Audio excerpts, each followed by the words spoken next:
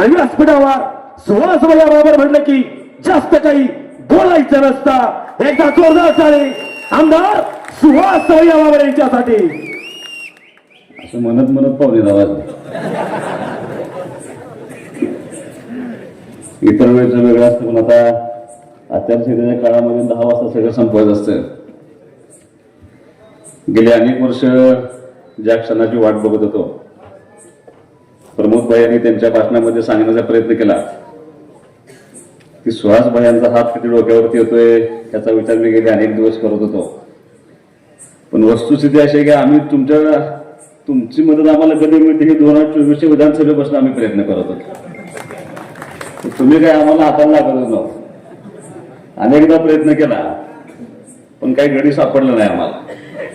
जयदीप भैया आज तुमच्या निमित्तानं का होईना, पण तुमच्या वार्धे मला किती उपयोग झाला याच्यापेक्षा ह्या जिल्हा परिषदेच्या निवडणुकीमध्ये तुम्हाला तिघांना जरी उपयोग झाला तरी सुद्धा भरपूर झाला असं मानणारा मी कार्यकर्ता आहे.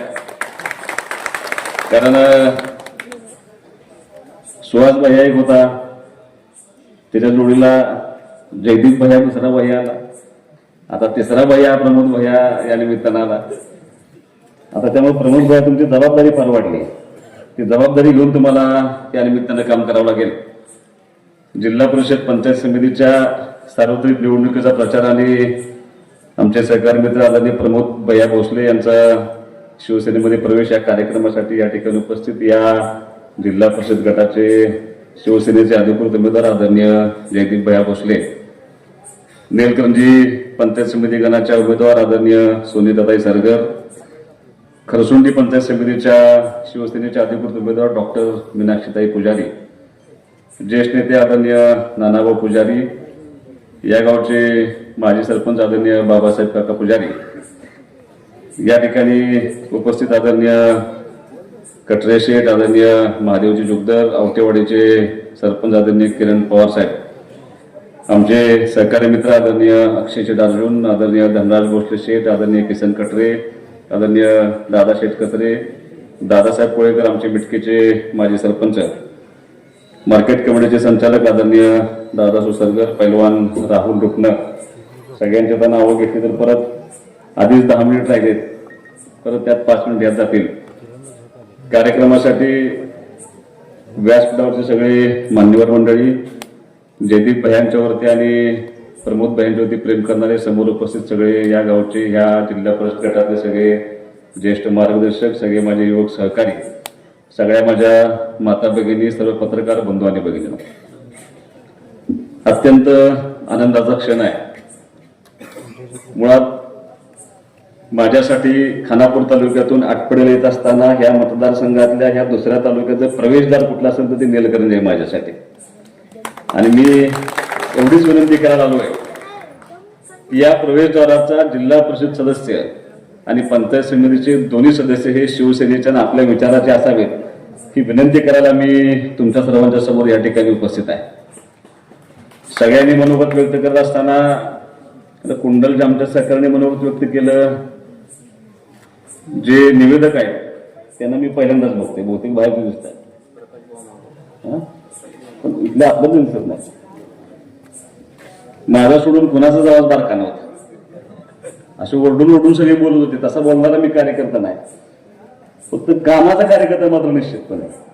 मी जे आज या जिल्हा परिषद गटामध्ये ह्या निवडणुकीच्या निमित्तानं तुम्हाला आशीर्वाद नाकारावे ते ह्या भागामध्ये केलेल्या विकास कामांच्या जोरावरती तुम्ही माझी भूमिका मांडण्यासाठी या ठिकाणी आलो.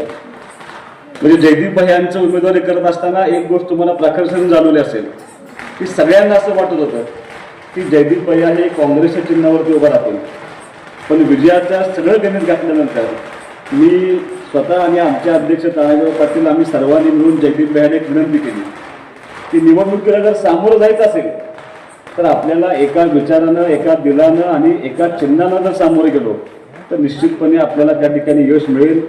ही भूमिका त्यांनी अगदी मोठ्या मनानं मान्य केली आणि आयुष्यभर काँग्रेस पक्षाची प्रामाणिकपणे सेवा केल्यानंतर सुद्धा आमच्या विनंतीला, कार्यकर्त्यांच्या विनंतीला मान देऊन जयदीप भैया तुम्ही शिवसेनेच्या चिन्हावरती उभा राहिल्याबद्दल तुमच्या सर्वांचं मनापासून या ठिकाणी मी आभार मानतो, स्वागत करतो. जयदीप भैयांची उमेदवारी ही फक्त उमेदवारी नाही, तर गेले अनेक वर्ष 40-50 वर्षाच्या ह्या 2 तालुक्यातल्या राजकारणी जुन्या माणसांचा दुवा जोडण्याचा मी प्रयत्न केलाय. स्वर्गीय आमदार अनिल भाऊ आणि स्वर्गीय मोहन काका भोसले ह्या 2 कुटुंबाचा ऋणानुबंध आयुष्यभर राहिला पाहिजे ही भूमिका घेऊन आम्ही या ठिकाणी तुमच्यापर्यंत पोहोचण्याचा प्रयत्न केला. आणि जयदीप भैयांची उमेदवारी की ते ऋणानुबंध अगदी कणखर करण्याची भूमिका आमची त्या ठिकाणी आम्ही मांडण्याचा निश्चितपणे प्रयत्न केला. जयदीप भैया, तुम्ही जर माझा स्वभाव बघितला असेल तर कुठल्याही विधानसभेच्या निवडणुकीच्या किंवा त्याच्या नंतर झालेल्या त्याच्या आधी झालेल्या कुठल्याही निवडणुकीमध्ये टीका टिप्पणी न करता कामाची भूमिका मी कायम सांगण्याचा त्या ठिकाणी प्रयत्न करत असतो. मी अध्यक्षांनी त्यांच्या मनोगतामध्ये ह्या गावामध्ये केलेल्या कामाचा उहापोह करण्याचा प्रयत्न केला. किंबहुना तुमच्याकडून काही अपेक्षा माझ्याकडनं व्यक्त केल्या गेल्या, प्रमोद भैयांच्याकडून काही अपेक्षा या निमित्ताने व्यक्त करण्यात आल्या की तुम्हाला उपसरपंच करणं आवश्यक होतं, तुम्ही काम करण्याची तयारी घेऊन तुम्ही या निमित्तानं आला होता. पण दुर्दैवानं तुमच्या गावातल्या काही राजकारणामुळे तुम्हाला ती संधी मिळाली नाही.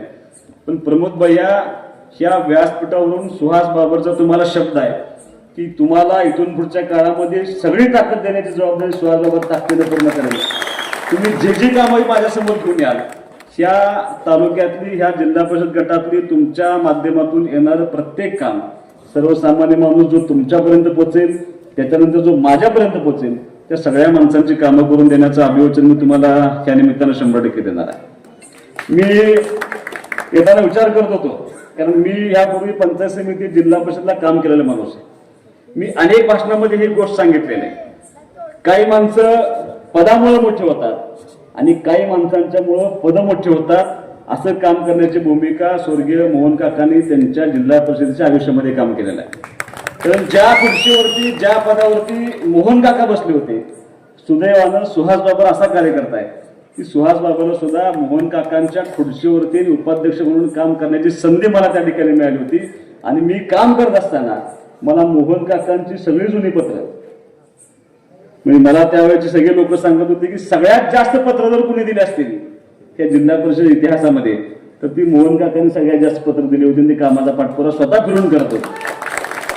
तुम्हाला फक्त हे सांगण्याची विनंती एवढीच आहे की अनिल भाऊंच्या पश्चात ह्या सगळ्या मतदारसंघातल्या सगळ्या माणसांनी, सामान्य माणसांनी माझ्यावरती विश्वास ठेवला होता. भैया, मी आज तीच भूमिका घेऊन मोहन काकांच्या पश्चात आपणा सर्वांची नैतिक जबाबदारी आहे. एक संधी आपल्याला सर्वांनी मिळून जयदीप भैयांना द्यावी लागेल. एक संधी त्यांना जर दिली तर जयदीप भैया ज्या पद्धतीनं आम्ही भूमिका पार पडतोय त्या पद्धतीने स्वर्गीय मोहन काकांची भूमिका, त्यांनी दिलेले विचार, त्यांनी दिलेले संस्कार, त्या सगळ्याची भूमिका तुम्हाला या सर्वसामान्य माणसांसाठी पार पाडावी लागेल. ती भूमिका तुम्ही तुमची जबाबदारी घेऊन पार पडाल अशी अपेक्षा मात्र मी या निमित्तानं 100% करणार आहे. तुमच्या भाषणामध्ये योगायोगानं टेंबूचा त्याच्यामध्ये उल्लेख आला. मी त्याच्यावर फारसं काय बोलणार नाही. पण काय परिस्थिती आपल्या तालुक्याची, खानापूर तालुक्याची यापूर्वी ज्यावेळेला टेंबूचं पाणी येण्याची पूर्वीची परिस्थिती आपली काय होती, आज आपण किती सदन भागामध्ये मोडलं जातोय. टेंबूचं पाणी आल्यानंतर गेल्या अनेक वर्षांमध्ये अनिल भाऊंच्या माध्यमातून, ह्या सगळ्या पक्षाच्या कार्यक्रमाच्या माध्यमातून हा मतदारसंघ सगळ्या बाजूने सुजलाम सुफलाम झाला पाहिजे. ह्या मतदारसंघातल्या तमाम लोकांना जे जे त्यांना आवश्यक आहे, ज्या भौतिक गोष्टी आवश्यक आहे, ते सगळं देण्याचा अत्यंत प्रामाणिकपणे पर्यंत आपण गेले अनेक वर्ष करतोय. म्हणजे मी मुद्दाम काकाने विचारलं, भाऊंना एक सवय होती की पाणी आल्यानंतर सगळ्यात मोठं काम कुठलं होतं, तर त्या शेतकऱ्याने मला वीज देणं हे सगळ्यात मोठं काम होतं. या सांगली जिल्ह्यामध्ये एकमेव मतदारसंघ आहे, खानापूर आणि आटपाडी या तालुक्याचा समावेश त्यांनी सोलरच्या याच्यामध्ये करून घेतला. आपल्या दोन्ही तालुक्यातली सगळी सबस्टेशन या निमित्तानं सोलरला जोडली. खानापूर तालुक्यातल्या जवळपास आता 40 ते 50% शेतकऱ्यांना आपण दिवसा लाईट देतोय. मला असं वाटतं तुमचं सुद्धा काम 1-1.5 महिन्यात राहिले.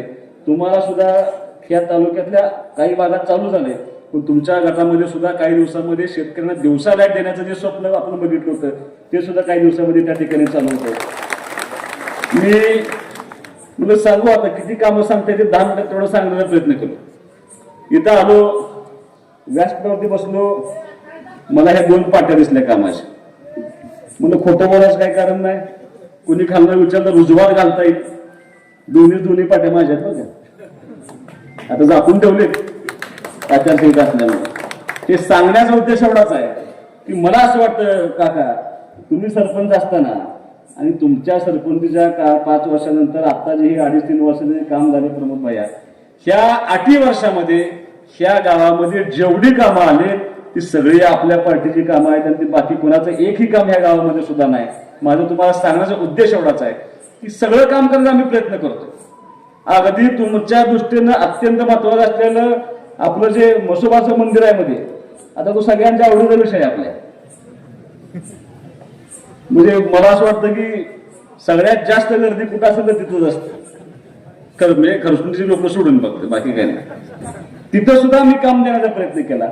आपल्या माननीय शंभूराज देसाई पर्यटन मंत्री आहेत, त्यांच्या माध्यमातून त्या म्हसोबाच्या मंदिरात तिथे डेव्हलपमेंट करण्यासाठी 1 कोटी रुपयाचा निधी आपण मंजूर केला. त्याचं टेंडर झाले.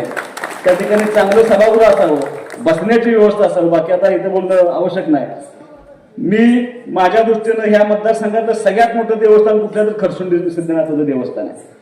ज्या वेळेला हॅमची रस्त्यांची योजना चालू होती त्यावेळेचे तात्कालीन मंत्र्यांना भेटून मी आग्रह केला आणि माझ्या दृष्टीनं खरसुंडी सिद्धनाथाचं मंदिर हे महाराष्ट्राचं नाही तर जगाच्या नकाशावरती आलं पाहिजे हा हेतू गृहीत धरून खरसुंडीला जोडणारे सगळे रस्ते तुम्ही आता त्या ठिकाणी फिरताय.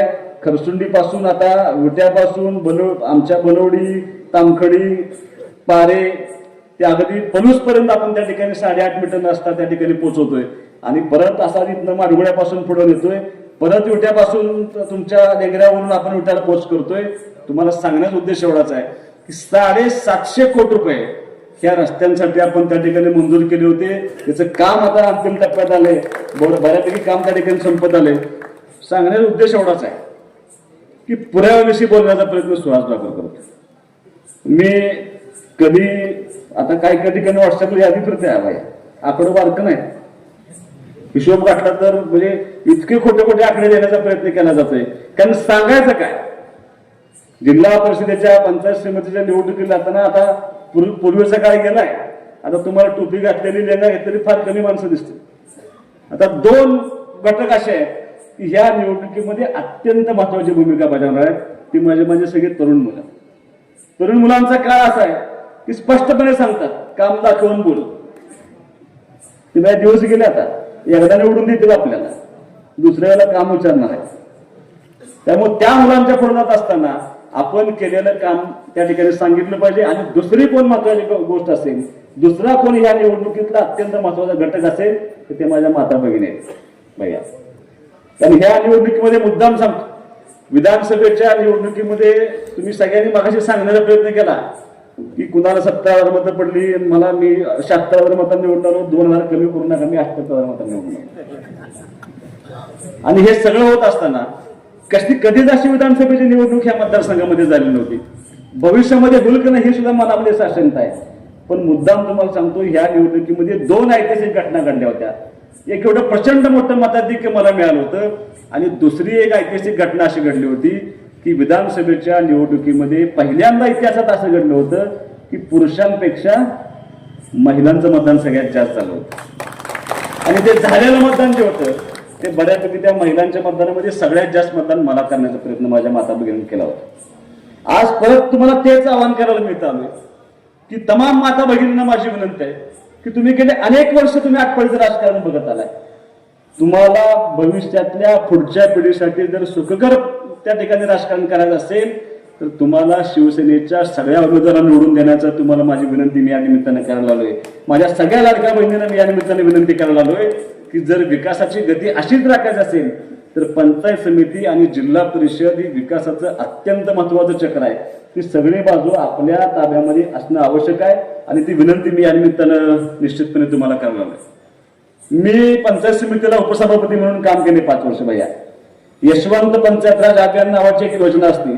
त्या योजनेमध्ये महाराष्ट्रामध्ये ज्या पंचायत समितींचा कारभार चांगला आहे त्या पंचायत समित्यांच्या सगळ्या IAS ऑफिसरांच्या माध्यमातून त्या पंचायत समितीची चौकशी होते आणि त्या चौकशीच्या अंती कुठली पंचायत समिती चांगली आहे हे ठरवलं जातं. महाराष्ट्रामध्ये पहिला नंबर आमच्या उटा पंचायत समितीने मिळवला होता. आम्ही जिल्हा परिषदला गेल्यानंतर आम्ही जिल्हा परिषदमध्ये त्या ठिकाणी यशवंत पंचायत समिती राज्यामध्ये पहिला नंबर मिळवला होता. पण दुर्दैवानं आटपाडी पंचायत समितीमध्ये तशी अवस्था नाही. सगळंच चांगलं बोलायचं मी निघून जायचा असा प्रचार करणारा मी कार्यकर्ता नाही. थोडंसं तुम्ही विचार केला पाहिजे की आपली पंचायत समितीमध्ये ज्या पंचायत समिती आज इम्प्लिमेंटिंग एजन्सी म्हणून काम करते ज्या पंचायत समिती जबाबदारी असते की तुम्हाला प्रत्येक गावाला पाणी व्यवस्थित येते की नाही, घरकुल येतात की नाही, MRESची कामं, विहिरीची कामं, रस्त्यांची कामं ही त्या पटीत होत आहेत का?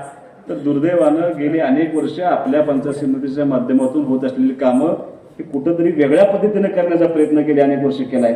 मी कुणाचंही नाव घेऊन कुणालाही मला टीका टिप्पणी करायची नाही, पण एक संधी आम्ही खानापूर पंचायत समितीचा 40 वर्ष आम्ही त्या ठिकाणी कारभार बघतोय. 40 वर्षामध्ये एकदाही त्या पंचायत समितीत आरोप झाला नाही. नगरपालिकेमध्ये एक प्रचंड मोठे यश आम्हाला मिळाले, ते कामाच्या जेवढी मिळवण्याचा आम्ही त्या ठिकाणी प्रयत्न केलाय. आज आटपाडीतल्या तमाम लोकांना माझी विनंती आहे की अजून 4 वर्ष विधानसभेचा सदस्य म्हणून सुहास बाबर तुमची सेवा करण्यासाठी तत्पर आहे. पण ह्या सगळ्या प्रक्रियेमध्ये अत्यंत महत्वाचा घटक कुठला आहे तर पंचायत समिती आणि जिल्हा परिषद आपल्या ताब्यामध्ये असणं आवश्यक आहे. ती जिल्हा परिषद पंचायत समिती सत्तेसाठी नाही तर काम करण्यासाठी तुम्ही ते जिल्हा परिषद पंचायत समिती आम्ही तुम्हाला एक मत तुमच्या सर्वांचं एकदा संधी मागण्यासाठी आम्ही त्या निमित्तानं आलोय. आणि दुसरं महत्वाची गोष्ट आहे की कुणाला आम्ही उभा करतोय. आम्ही जयदीप भैयांसारखा एक अत्यंत चांगला कर्तव्यासाठी अत्यंत प्रामाणिकपणे काम करणारा, कसलीही त्या जिल्हा परिषदेच्या सदस्य झाल्यानंतर कुठेही त्यांच्या डोक्यामध्ये कमर्शियल राजकारण नसेल, सेवा करणं ही ज्याच्या वृत्तीमध्ये आहे अशी माणसं आम्ही ह्या निवडणुकीच्या निमित्तानं उभा करण्याचा प्रयत्न केला. तुम्ही खरसुंडीच्या आमच्या आता त्या डॉक्टर आहेत, अध्यक्ष थोडं मगाशी सांगायला चुकले, त्या सीओच्या म्हणून काम करतात. ह्या सगळ्या भागामध्ये त्यांनी अत्यंत प्रामाणिकपणे वैद्यकीय सेवा देण्याचा त्यांनी प्रयत्न केला. त्यांना आपण त्या ठिकाणी उमेदवारी देण्याचा प्रयत्न केलाय. आमच्या सदगरताई आहे, ही सगळी मंडळी ही इथून पुढच्या काळामध्ये तुम्ही जर एक संधी दिली तर ती संधी ह्या तालुक्याच्या विकासासाठी प्रत्येक दिवस तुमच्या सेवेसाठी काम करतील. हे अभिवचन त्यांच्या वतीने तुम्हाला मी या ठिकाणी व्यासपीठावरती देतो, लक्षात घ्या. आणि जयदीप भैया तुमच्या साक्षीने मी या लोकांना एक सांगणार आहे की जर चुकली ही मंडळी, समजा आमचे जयदीप भैया चुकले, आमच्या डॉक्टर मॅडम चुकल्या, आमच्या सरगरताई चुकल्या, तर तुम्हाला माझा शब्द त्यांचा राजीनामा त्या दिवशी घेतला जाईल. धाडस कोण राजकीय माणूस करत नाही, पण सुहास बाबर ह्या गोष्टीची जाणीव आहे. आज सुहास बाबर व्यासपीठावरती उभं राहून बोलतो ही देण समोर बसलेल्या सर्वसामान्य माणसांची, ही माणसं आहेत म्हणून सुहास बाबर आहे. ही भूमिका जयदीप भैया प्रत्येक उमेदवाराच्या मनामध्ये असली पाहिजे. जे निवडून येणार आहेत ते प्रत्येकाच्या मनामध्ये असली पाहिजे. या लोकांनी जर डोक्यावरून हात काढला तर सुहास बाबर सुद्धा शून्याची किंमत आहे. त्यामुळे ज्यांच्या जीवावरती आपण आहे त्या लोकांच्या सर्वसामान्य माणसांच्या हितासाठी तुम्हाला जेवढं काम करणं आवश्यक आहे तेवढं काम करण्याची भूमिका एकत्रितपणे सर्वांनी घ्यावी अशी माफक अपेक्षा मी या निमित्ताने करायला लागलोय. 3च मिनिट राहिलेत. निवडणूक आयोगाचा कॅमेरा असण्याची शक्यता आहे ना? आहे तुम्ही बसलेच वाटतं, चालूच आहे. तिथे गड्याने बॅग मध्ये लपवल्यामुळे मला कॅमेरा दिसलाच नाही. त्यामुळे याच्यापेक्षा मी आता फारसा वेळ घेणार नाही. पण माझी विनंती एवढीच आहे की आरोग्य क्षेत्र असेल, शैक्षणिक क्षेत्र असेल, मी काका मला आठवते असं मॉडेल स्कूलला सुद्धा जास्तीचा निधी खरसुंडी निलकर्जीमध्ये देण्याचा आपणच प्रयत्न केला होता. निश्चितपणे तुम्ही जर एक संधी आम्हाला सर्वांना दिली तर ह्या तालुक्यातल्या सगळ्या शाळा, ह्या तालुक्यातली सगळी आरोग्य मंदिरं ही अत्यंत चांगल्या पद्धतीनं योग्य रीतीनं काम करतील आणि एक चांगलं नवं पंचायत समिती ह्या तुमच्या माध्यमातून उभा करण्याचं अभिवचन तुम्हाला देतो. तुम्हाला फक्त विनंती एवढीच आहे की तुम्ही जिल्हा परिषद सदस्य झाला तर खरसुंडीला आदेश मंजूर झाले. खरसुंडीची PHC आपल्याला निलकंठीला शिफ्ट करायची आहे. तेवढी जागा फक्त आम्हाला उपलब्ध करून द्या. आम्ही आता कंटाळलोय. तुम्ही जर जागा उपलब्ध करून दिली आम्हाला तर ती PHC सुद्धा आपण या ठिकाणी निलकंठीमध्ये आणून एक चांगलं आरोग्याचं दालन ह्या जिल्हा परिषद पंचायत समितीच्या माध्यमातून या ठिकाणी उभं राहील. फक्त जाता जाता तुम्हाला एकच विनंती आहे, राजकारणामध्ये सगळ्यात धोकादायक काय असतं तर गृहीत करून राजकारण करणं फार धोकादायक असतं. मगाशी सांगितलं की इतकी प्रचंड गर्दी सभेला आहे. आता तुमचा गुलाल आपली पण मानसिकता असते. मला पण वाटतं आणि एवढी गर्दी म्हणजे आता झोपायला काही हरकत नाही. सगळ्यात जास्त गर्दी राज ठाकरेंच्या सभेला होती. त्याचा आणि राजकारणाला काही संबंध नाही. तुम्हाला माझी विनंती आहे की एवढं सोप्यात निवडणूक कधी घ्यायची नसते. उमेदवारांनी कष्टाची अजून तयारी ठेवली पाहिजे. आजपासून 10व्या दिवसानं मतदान आहे. समोर बसलेल्या सगळ्यांना माझी विनंती आहे की तुम्ही स्वतः उमेदवार आहात. असं भूमिका तुमच्या मनामध्ये असली पाहिजे. आणि जयदीप भयांसाठी आणि या दोन्ही पंचायत समितीच्या उमेदवारांसाठी आपल्याला अहोरात्र कष्ट घ्यावं लागेल. सगळी प्रलोभनं पूर्ण येण्याची शक्यता आहे, प्रचंड दबाव पूर्ण येण्याची शक्यता आहे, पण ते सगळं झुगारून देऊन या निमित्तानं आपल्याला आपली चांगली माणसं या जिल्हा परिषद पंचायत समितीमध्ये निवडणूक आणणं आवश्यक आहे. ती भूमिका तुम्ही सर्वजण पार पडला अशी अपेक्षा देखील व्यक्त करतो. मला मगाशी कानामध्ये कुजबुज आली की उमेदवारी दिली नाही म्हणून काही लोकांनी प्रवेश केला. मला काय त्यांच्यावरती बोलायचं नाही, पण एक मात्र निश्चित आहे, एक प्रयत्न आमचा असा होता की या गावामध्ये एकच उमेदवारी व्हावी आणि जयदीप भाईंना त्या ठिकाणी संधी मिळावी अशी आमची भूमिका होती. आम्ही चर्चा चालू होत्या, चर्चा संपायच्या आतच म्हणजे आम्ही काय म्हणतोय काय चर्चा होते ऐकून न घेताच काही लोकांचा त्या ठिकाणी प्रवेश झालाय. आता तुम्ही जिथं गेलाय अनुभव पण घ्या, काय आम्हाला अडचण नाही.